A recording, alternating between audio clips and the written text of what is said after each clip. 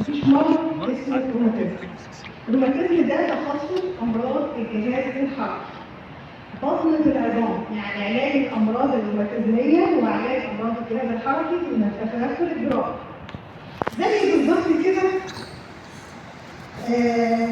لما هنيجي نوصف، تعالوا نشوف مع بعض كده ايه هو الجهاز الحركي ده. بيتكون من مفاصل كتير بتتجمع تكون لنا الجسم. طب المفاصل دي بتتكون من ايه؟ عضلتين كده يجوا مع بعض، ما بينهم الغضروف زي الخده ربنا سبحانه وتعالى بيحمي بيها العظم. بعد كده ما بينهم اربطه بتثبتهم. كمان في عضلات شغاله عليهم عشان تحركهم عشان الانسان يقدر يتحرك. لذلك هو الجهاز الحركي بيتكون من ايه؟ بيتكون من عظام مرتبطه مع بعضها بينهم وظريف شغال عليهم عضلات مثبته العظام دي اربطه بتغذيهم اوعيه دمويه وبتغذيهم اعصاب عشان يتحركوا ويتربطوا بشرايط الحركيه.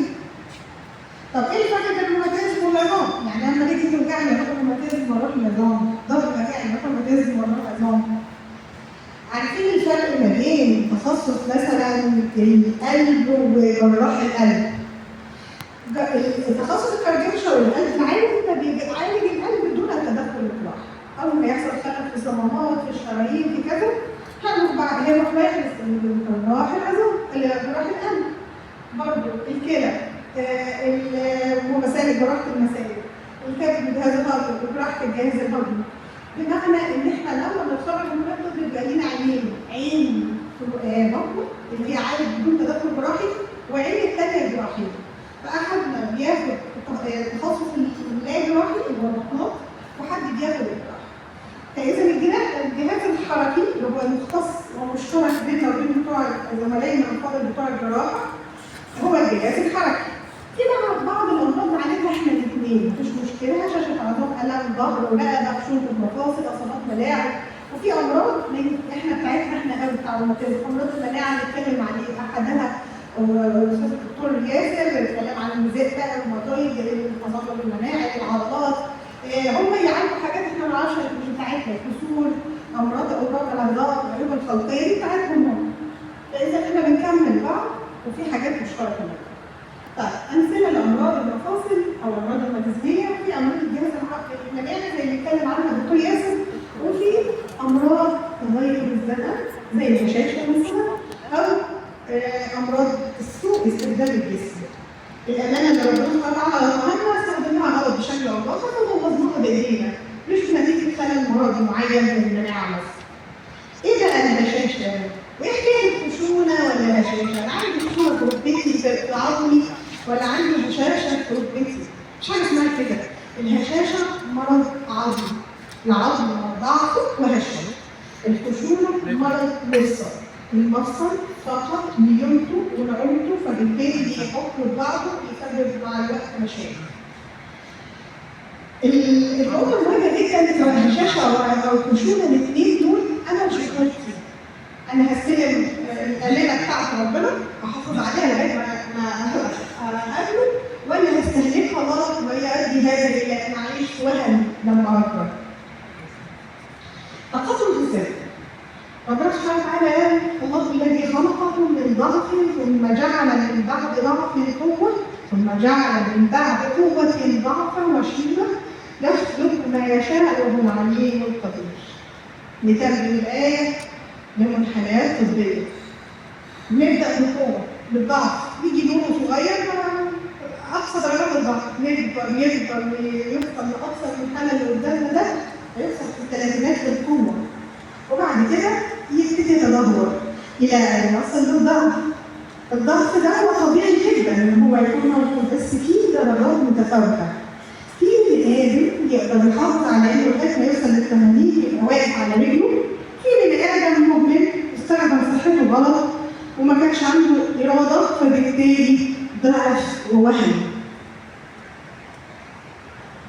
حلوه. طب ايه الفرق بين الهشاشه والوهن العظام ولين العظام؟ عشان دي حته مهمه برضه. الهشاشه خلاص العظم بالبلدي كده اتفوخ من جوه بقى زي ما احنا شايفينه على الناحيه اليمين، الناحيه اليمين الاركتكتشر اللي ربنا سبحانه وتعالى مسك العظمه ببعضها ضغطت واتفكت من بعضها البني ادم ده لو حد زقه كده هيقع يتكسر. الاوستروبينيا او الوهن في مرحله وسطيه لسه ما بقاش قوي، فابتدى يتوسع المسافات ما بين الاعمده اللي جوه، ابتدى يحس بالعظم ضعيف شويه. اما قصه الليل دي حاجه ثانيه، دي حاجه اللي هي اسمها بيقولوا عليها في الاطفال الوساع والكلام ده بتبقى نقطه الطول، المسافات دي موجوده او العمدان دي موجوده لكنها ضعيفه مش بالقوه الكافيه، فتلاقي العيل او اللي عنده ليه عظمه بيتعود ويبقى شكله مش طبيعي.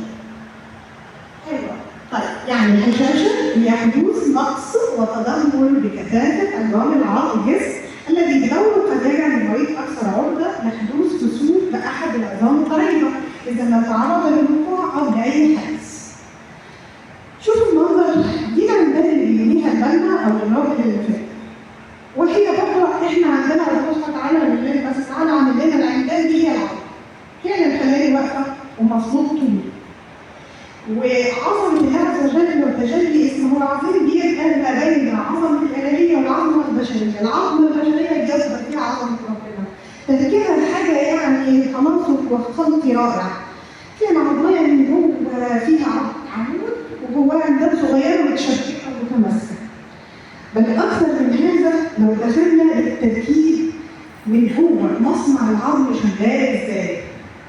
شويه كالسيوم فوسفات على بروتين بيتربط مع بعض جنبين العظمه ويشتغل معاهم محفزات زي فيتامين د وعمال هم اللي بيربطوا العظم ده ببعض او بالكالسيوم والفيتامين دي مع بعض. العمال الهدم والبناء دول خليه تبني وخليه تهدم عشان يبقى في تناسق، وهنشوفها بتشتغل ازاي. وهرمونات شغاله هي اللي بتحفز عمليه البناء دي. ومحفزات ثانيه زي فيتامين ب وهاء ودال وفوليك اسيد وليه. وعليهم نحط خط العضلات اللي شغاله اللي بتضخ دم مشايل الناس دي يوصلها للعظم. ما هو اللي قاعد مقلتش مش زي اللي بيلعب رياضه، اللي قاعد مفيش دم واصل كويس في العظمه فما بتبنيش كويس، اما الرياضي ده الدم رايح بكل الجسد اللي فيه للعظم. يعني زي ما قلنا الهشاشه عرفناها، هنتكلم تاني ايه اسبابها. عمليه البناء اللي حكينا عنها عمال بتبني وعمال بتهدم. قبل ال 30 سبحان الله العظيم عمال البنايه اشطر، الجديد يبنوا لغايه ما وصلنا للماكسيموم المنحنى اللي قدامنا ده. بعد ال 30 الحركات بتعكس عمال الهدم اكتر، فبيبتدي العظم يضعف مع الوقت. ولذلك احنا في ال 30 بنبقى القمه، واللي حوشناه في قبل ال 30 هو اللي هيقعد معانا بقيه العمر. طب ايه العوامل اللي بتخلي يحصل هشاشه؟ الست دي مثال عيانه بالذات لو كميه سيده اكثر عرضه للهشاشه، كبرت ودخلت في المينوبوز او يعني قطاع دوره، قلت هرمونات اللي بتحفز عمليه بناء العظم. وكمان لو جوزها اللي هي بتشرب هذا سجاير، وكمان حط عليها خط لو في بلد ثانيه بيشربوا خمره وعايشين حياه سدنتري، ياكلوا مش طبيعيين يعني ما عملوش اي رياضه. دي عيانه عرضه جدا للهشاشه. يعني